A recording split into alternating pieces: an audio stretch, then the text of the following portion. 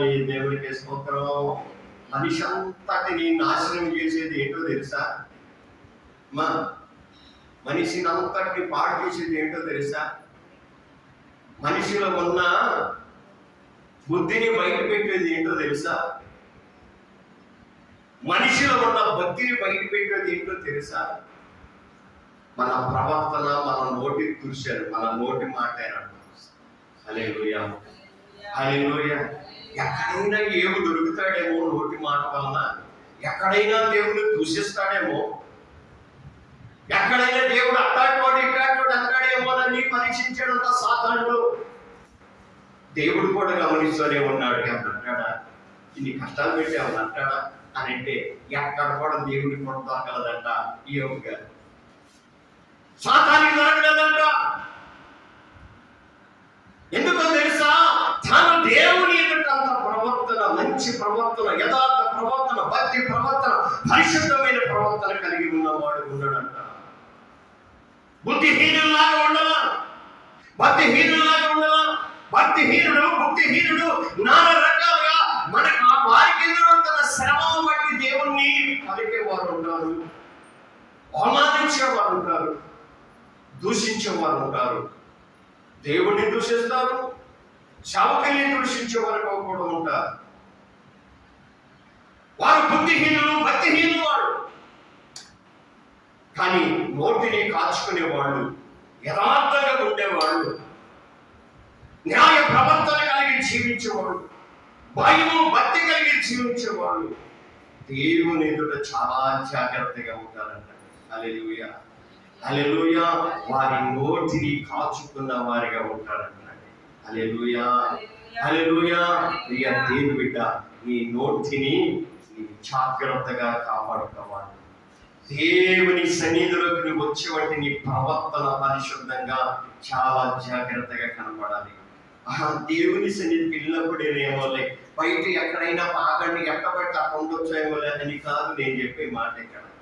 హల్లెలూయా, హల్లెలూయా. నువ్వు ఎక్కడ ఉన్నా నీ ప్రవర్తన జాగ్రత్తగా ఉండాలి. దేవుని స్తోత్రం. హల్లెలూయా. ఇంకా మరీ జాగ్రత్తగా దేవుని యొక్క మందిరంలో జాగ్రత్తగా కుదురుగా ఉండాలి. ఇంకా హల్లెలూయా. ఆ విధమైన ప్రవర్తన భక్తి మనము దేవునికి కనపరిచేవారికి ఉంటేనంట. అప్పుడు దేవుడు సాతాన్ని పిలిచి, ఇగో అలా నక్క చూసావా, ఎంత యథార్థంగా ఉందో, ఎంత భయముతో ఉందో, ఎంత భక్తితో ఉందో చూసేవా, చిగ్గు తెచ్చుకో సాతాండ అని చెప్పి సాతాన్ని అంటాడు మనలో బట్టి. దేవుని స్తోత్రం. హల్లెలూయా, హల్లెలూయా.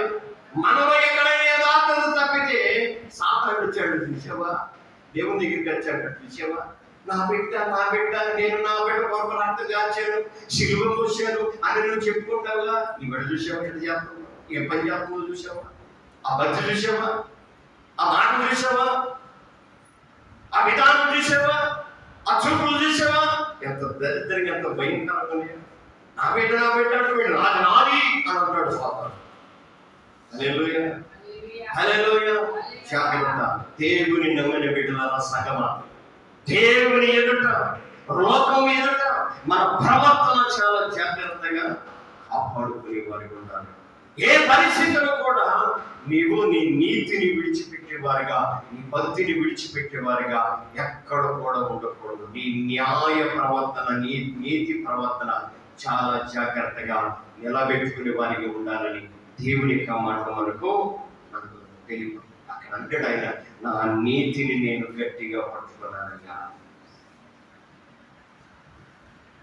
నీతి అంటే ఏంటో తెలుసా? నీతి అంటే ఏంటి?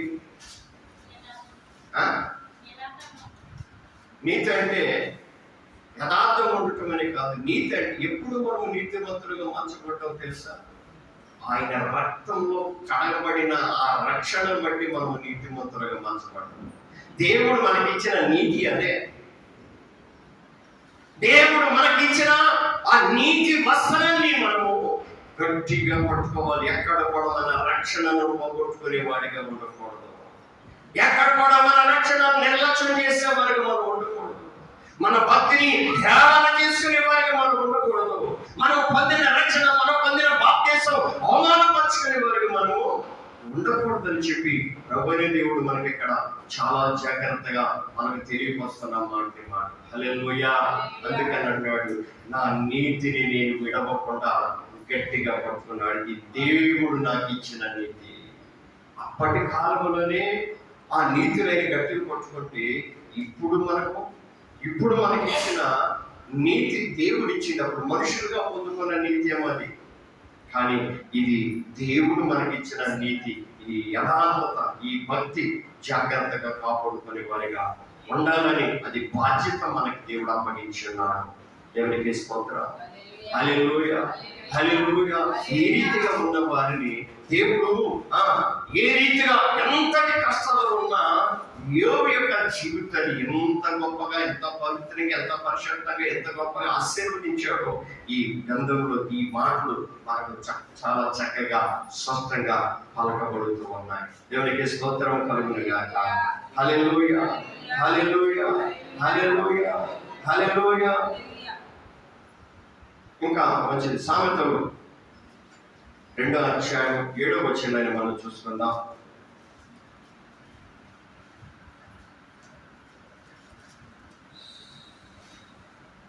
ఆయన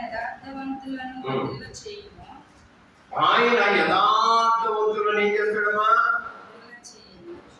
ఆయన యథార్థవంతులను వర్ధిల్ల చేస్తాడు.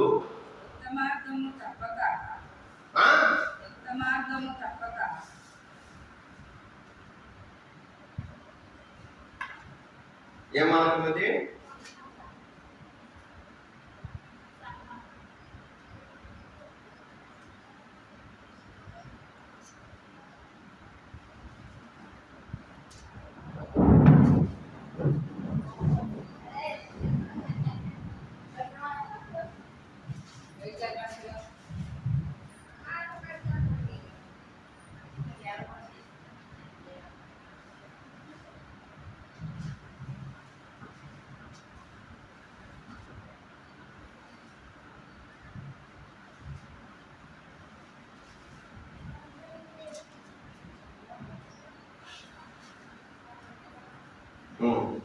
ఆయన యథార్థవంతులను వర్ధిల్ల చేయును, యుక్త మార్గము తప్పక నడుచుకుని వారి ఆయన కేడుమగా ఉండును. దేవునికి స్తోత్రం.